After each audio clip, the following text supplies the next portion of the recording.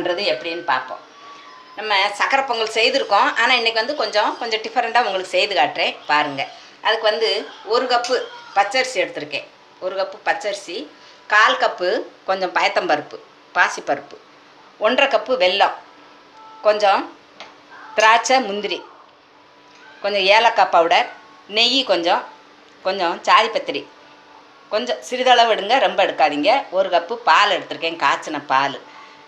இப்போ வந்து நம்ம கடாயை அடுப்பில் வச்சு கொஞ்சம் நெய் விட்டு இந்த பாசிப்பருப்பை வறுத்து எடுத்துக்கிடுவோம். லைட்டாக வறுத்துக்குருவோம். கடாயை அடுப்பில் வச்சாச்சு, கொஞ்சம் நெய்யில் வறுத்துக்குருவோம். கொஞ்சம் நெய் போட்டு நெய் கொஞ்சம் உருகட்டும். இதில் வந்து பாசிப்பருப்பு ஒரு 1/4 கப்பு தான், ரொம்ப போடாதீங்க பருப்பு. 1 கப்புக்கு 1/4 கப்பு எடுத்திருக்கேன். நீங்கள் 2 ஸ்பூன் அளவுக்கு எடுத்தாலும் போதும். பருப்பு ரொம்ப போட்டோம்னா நம்மளுக்கு வெண்பொங்கல் மாதிரி ஆயிரும்.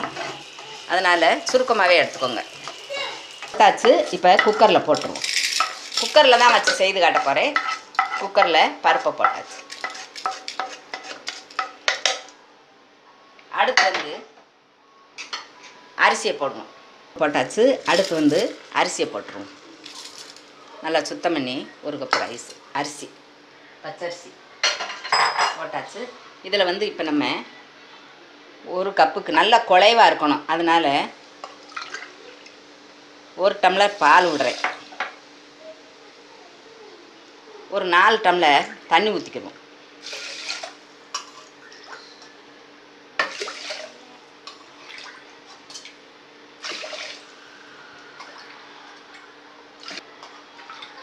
இருக்குது 1 டம்ளரும் 1/4 டம்ளரும் பருப்பு, அப்போ 1/4 டம்ளர் ஆச்சு. நான் வந்து 4 டம்ளர் தண்ணியும் 1 டம்ளரு பாலும் ஊற்றிருக்கேன்.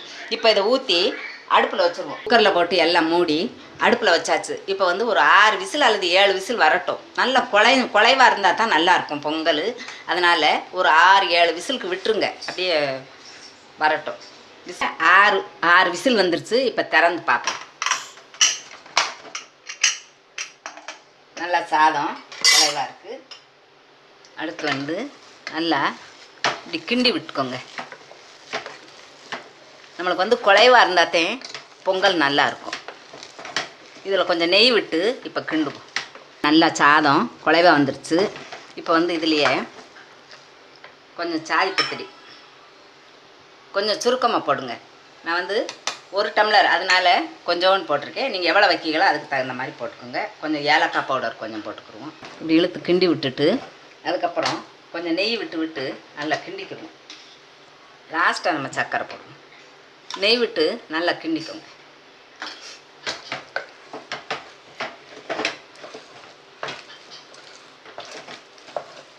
கொஞ்சம் பச்சை கற்பூரம் கொஞ்சம் போடுவோம். இன்னும் கொஞ்சம் நெய் விட்டுக்கணும். நெய் விட்டு நல்லா கிண்டுங்க. லாஸ்ட்டாக நம்ம வெல்லத்தை போட்டு, வெல்லம் போட்ட உடனே நல்லா இலக்கம் கொடுத்துரும். அதனால் ரொம்ப திக்காக இருக்குன்னு நினைக்காதீங்க, கட்டியாக இருக்குன்னு. இப்போ வெல்லம் போட்டு கிண்டுவோம். நம்ம வெல்லத்தை போடுவோம். வெல்லம் வந்து இது கொஞ்சம் நயா வெல்லம் வாங்கியிருக்கேன், அதனால் நான் காய்ச்சாமல் எடுத்து வச்சுருக்கேன், தட்டி உதுத்து வச்சுருக்கேன். இதை இப்போ போடுவோம். பொங்கல் வந்து கொஞ்சம் இனிப்பாக இருக்கணும், அதனால் நான் கொஞ்சம் அதிகமாகவே வெல்லம் போடுறேன்.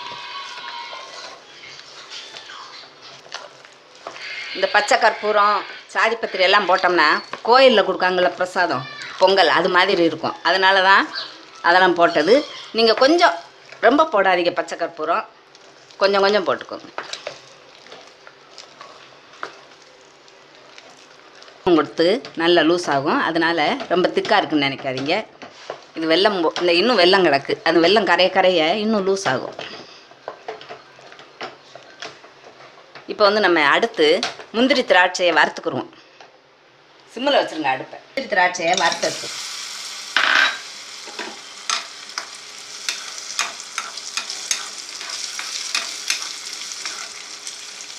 முந்திரி திராட்சையை இதில் கொட்டிடுவோம். நல்லா மொத்தமாக கிண்டி விடுங்க. பாருங்கள், இப்போ நம்மளுக்கு கோவிலில் கொடுப்பாங்கள்ல சக்கரை பொங்கல் பிரசாதம், அந்த சக்கரை பொங்கல் இப்போ ரெடி ஆயிடுச்சு.